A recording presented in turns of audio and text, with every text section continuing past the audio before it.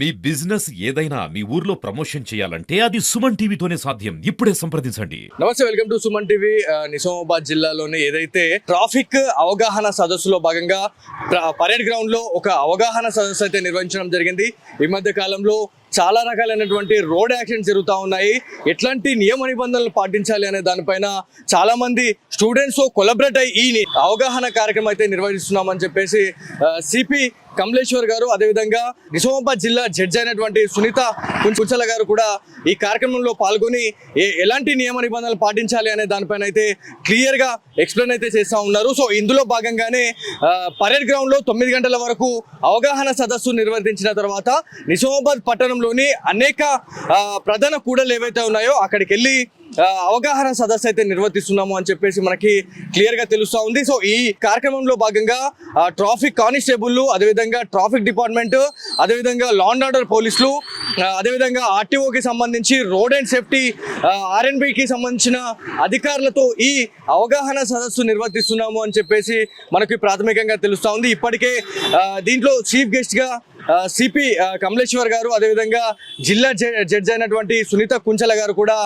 Participate చేయడం జరిగింది. నిజామాబాద్ జిల్లా కలెక్టర్ రాజీవ్ గాంధీ హనుమంతు గారు కూడా ఈ కార్యక్రమంలో పాల్గొని ఏదైతే స్టూడెంట్స్ ని మెయిన్ గా ఫోకస్ చేస్తూ ఈ కార్యక్రమం అయితే చేస్తున్నాం కాబట్టి ప్రతి ఒక్కరు హెల్మెట్ ధరించండి, అదేవిధంగా ట్రిపుల్ రైడింగ్ ప్రతి ఒక్కరు కూడా అవాయిడ్ చేయండి అని చెప్పేసి కూడా చాలా వరకు అవేర్నెస్ కార్యక్రమాలు అయితే చేస్తూ ఉన్నారు. సో ఇందులో భాగంగానే ఈ మధ్య కాలంలో హిట్ అండ్ కేస్ రన్స్ అయితే పెరుగుతూ ఉన్నాయి. సో దీంట్లో ఒక ప్రణాళిక అయితే రావడం జరిగింది. ఒక నివేదిక ఆధారంగా చాలా వరకు హిట్ అండ్ కేస్ రన్లలో చాలా మంది మైనర్ యాక్సిడెంట్లలోనే చనిపోతూ ఉన్నారు. మైనర్ డ్రైవింగ్ కి సంబంధించే ఈ యాక్సిడెంట్స్ అయితే ఎక్కువ జరుగుతున్నాయని చెప్పేసి ఒక ప్రాథమిక అంచనాకు వచ్చిన తర్వాతనే ఈ అవగాహన సదస్సు నిర్వర్తిస్తున్నాము అని చెప్పేసి నిజామాబాద్ జిల్లా అధికారులు అయితే చెప్పడం జరుగుతూ ఉంది. సో మరికొద్ది సేపట్లో చాలా రకాలైనటువంటి మనకి అక్కడక్కడ ప్రధాన కూడల్లో ఎలాంటి అవగాహన సదస్సు నిర్వర్తిస్తున్నారు అనేది మనము విజువల్స్ చూసుకోవచ్చు.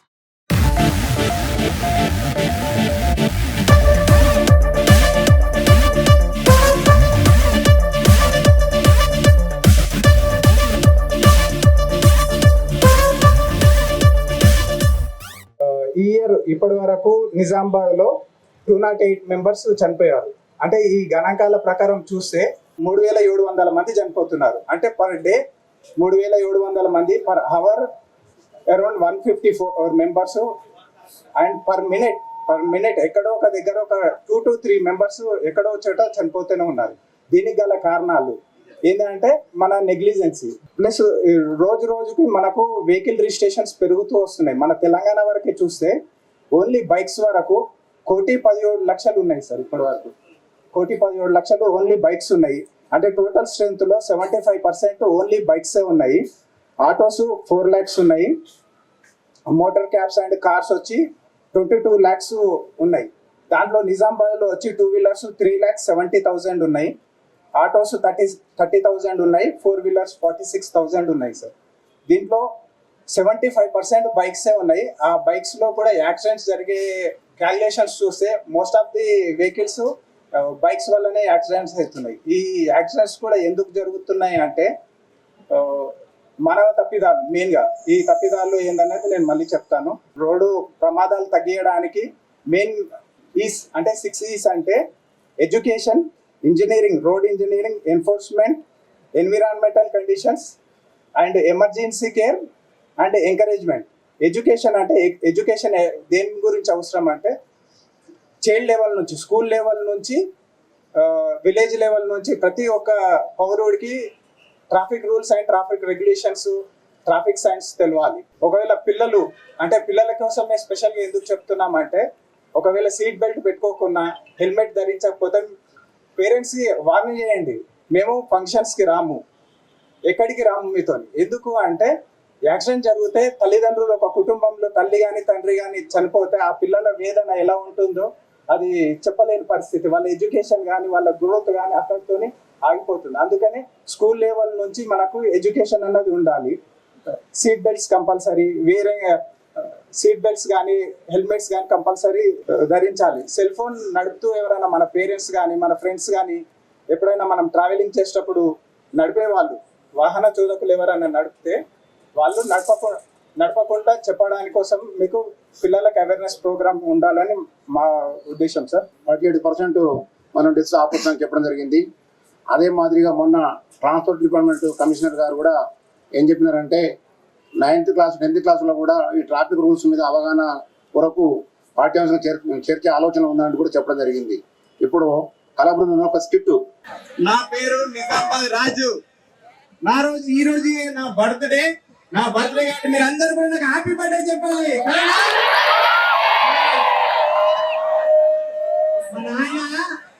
మా నాన్న 5 రోజులు రూమ్ లో కూర్చుంటే 5 రోజులు అన్నందులో ఉంటే సెకండ్ హ్యాండ్ బండి కొనిచ్చిండు. కాబట్టి బండి మీద తిరగాలా, ఎంజాయ్ చేయాలా. నా బర్త్డే కాబట్టి నా దోస్తులు ఇప్పుడు బర్త్డే కేక్ తీసుకెళ్తారా. మీరందరూ కూడా విషయం చెప్పాలా, సరేనా? ఒకసారి బండితో selfie దిద్దా.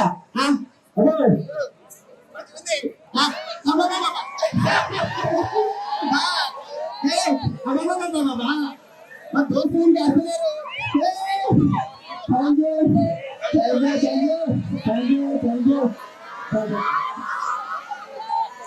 Thank you very much.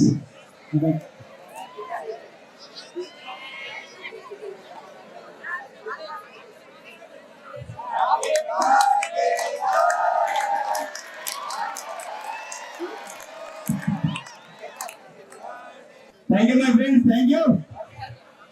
ఇప్పుడు ఈ ఫ్రెండ్స్ అయిపోయింది. ఇప్పుడు నైట్ మా ఇంట్లో దావత్ ఉంటుంది. ఈయనకేం తెలుసు, ఇంట్లో కూర్చుంటాడు, ఇంట్లోకి బయటకు రావడం, చాలా లాభాలు ఉన్నాయా? ఎందుకు ఈ హెల్మెట్ పెట్టుకుంటే లాభాలు ఉన్నాయా? మా యూత్ వాళ్ళకి కూడా ఉన్నాయా? అరే ఉన్నాయిరా. అరే ఏం చెప్పు. ఎండాకాలం పెట్టుకుంటే వానకాలంలో పెట్టుకుంటే నెత్తిరాదు. అంతేకాకుండా ప్రాణ రక్షణ కూడా ఎప్పుడు మంచిగా కూర్చున్నాడు చచ్చిపోతాడు. పెట్టుకుంటూ ఉంటాం మంచిగా. అన్నా నాకేం కాదు, నేను గట్టిగున్నా. నేను రోజు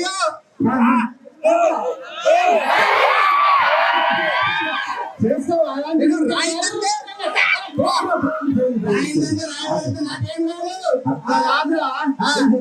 బర్త్డే ఉంది. సాగుడే చేసుకోకు, డెత్తుడే చేసుకోకు. ఇది పెట్టుకో, జాగ్రత్తగా రా.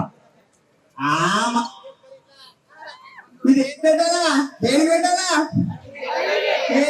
బండి కట్టమన్నా బండి కట్టా. ఏమనుకున్నావు? రెడీ అంతా చూడ.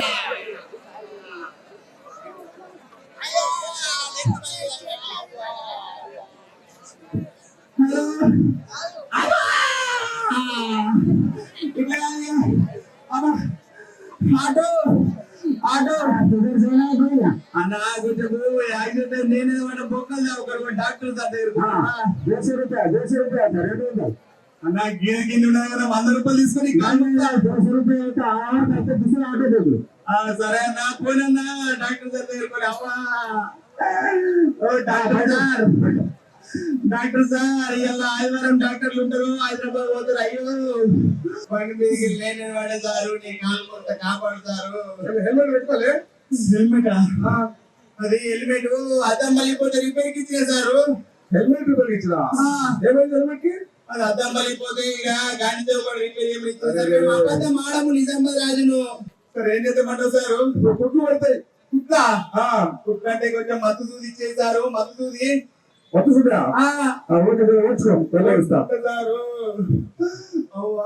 ఎంత పని అయిపోయింది.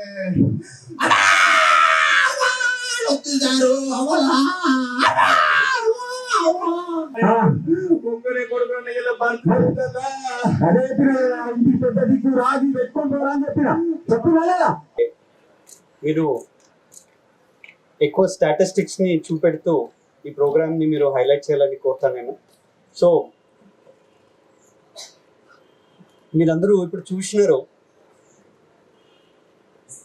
చాలా మంది లైసెన్స్ లేకుండా బండి నడుపుతున్నారు. చాలా మంది దగ్గర హెల్మెట్స్ లేవు. ఈ సంవత్సరం భారతదేశంలో 1,62,000 మంది చనిపోతున్నారు. ప్రతి గంటకి 20 మంది వరకు రోడ్ యాక్సిడెంట్స్లో చనిపోతున్నారు.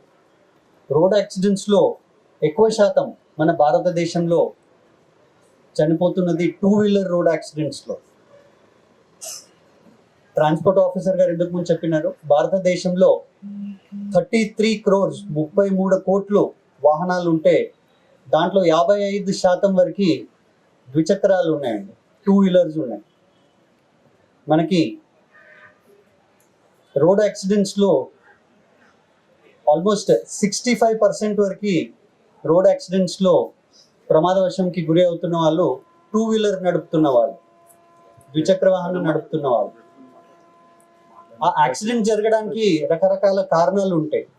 ట్రాన్స్పోర్ట్ ఆఫీసర్ గారు చెప్పినారు, రోడ్ సరి లేకపోవడం వలన, ముందు వస్తున్న బండి తప్పు నడుపుతున్న వలన, లేకపోతే మేము రూల్స్ పాటించలేని వలన, రకరకాల కారణాలతో ప్రమాదాలు జరుగుతాయండి.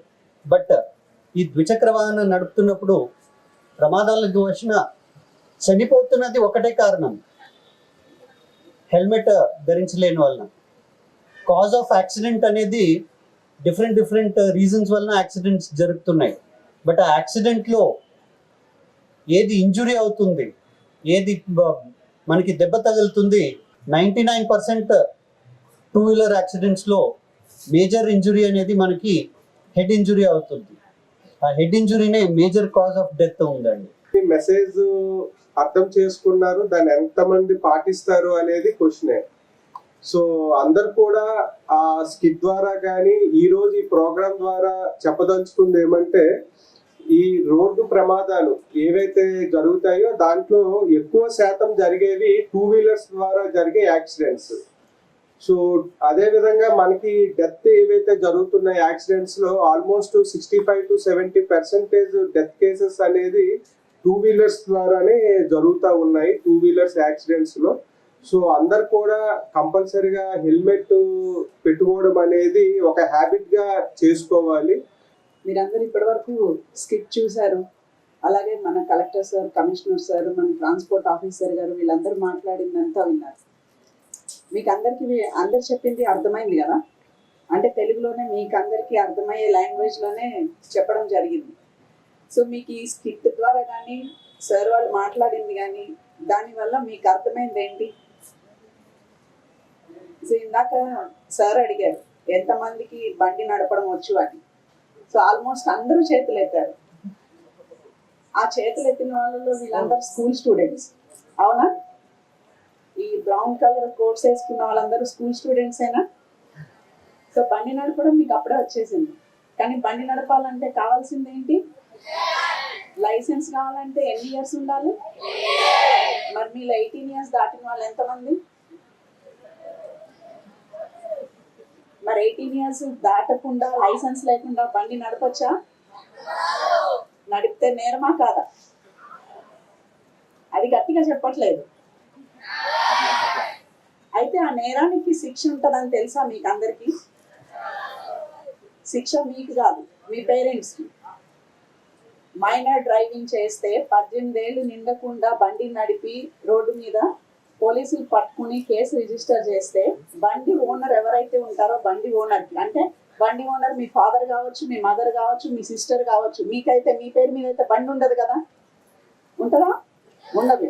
బండి ఎవరి పేరు మీద ఉంటే వాళ్ళు, అది లేదు మీరు మీ ఫ్రెండ్స్ వాళ్ళ ఫాదర్స్ ఎవరిదో ఒకళ్ళది, ఎవరు బండి తీసుకెళ్తే బండి ఎవరి పేరు మీద ఉంటే వాళ్ళకి కనీసం అంటే ఒక 3 సంవత్సరాల వరకు జైలు శిక్ష పడే అవకాశం ఉంటుంది.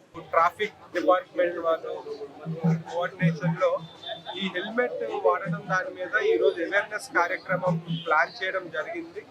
ఈ రోజు డిఫరెంట్ ఎడ్యుకేషన్ ఇన్స్టిట్యూట్స్ నుంచి పిల్లలు కూడా వాళ్ళు చాలా ఎంకరేజింగ్ గా పార్టిసిపేట్ చేశారు. సో మనకి హెల్మెట్ వాడడం, అదేవిధంగా హెల్మెట్ వాడకపోవడం వల్ల జరిగే ఈ ప్రమాదాల గురించి మనకి పోలీస్ శాఖ వారు ముఖ్యంగా దీని గురించి ఒక అవేర్నెస్ ప్రజల్లో క్రియేట్ చేయాలి. ఎందుకంటే జనరల్గా మనకి ఈ ట్రాఫిక్ రెగ్యులేషన్స్ ప్రకారంగా చలాన్స్ అవి కలెక్ట్ చేసినా కూడా ప్రజల్లో కొంత వ్యతిరేకత అనేది వ్యక్తమవుతూ ఉంటుంది. సో బట్ ఖచ్చితంగా మనము 2-pronged స్ట్రాటజీ లాగా ఒకవైపు అవేర్నెస్ మనం క్యాంపెయినింగ్స్ కండక్ట్ చేసుకుంటూ, అదేవిధంగా ఇంకొక వైపు రెగ్యులేటరీ మెకానిజం ద్వారా కూడా మనం యాక్టివిటీస్ అనేది టేకప్ చేస్తూ ఉంటాము. సో అందులో భాగంగా ఈరోజు జిల్లా ప్రధానికానికి కూడా చెప్పేది ఏమంటే ఖచ్చితంగా మనకి 18 ఇయర్స్ దాటిన పిల్లలకి మాత్రమే వెహికల్స్ ఇచ్చే విధంగా చాలా వరకు మైనర్స్ కూడా మనకి వెహికల్స్ అనేది డ్రైవ్ చేస్తూ ఉన్నారు. సో పేరెంట్స్ కూడా దాంట్లో తగిన జాగ్రత్తలు తీసుకోవాలి. అదేవిధంగా వాహనదారులు కూడా ముఖ్యంగా మనకి జరిగే రోడ్ యాక్సిడెంట్స్ కానీ డెత్ కేసెస్లో ఎక్కువ శాతం ఆల్మోస్ట్ 70% అనేది 2-వీలర్ వెహికల్స్ కేసెస్ ఉంటున్నాయి. కాబట్టి వాహనదారులు ఇంకా జాగ్రత్తలు పాటించాలి. ముఖ్యంగా హెల్మెట్ అనేది అందరూ ధరించాలని కోరుకుంటున్నారు. Thank you.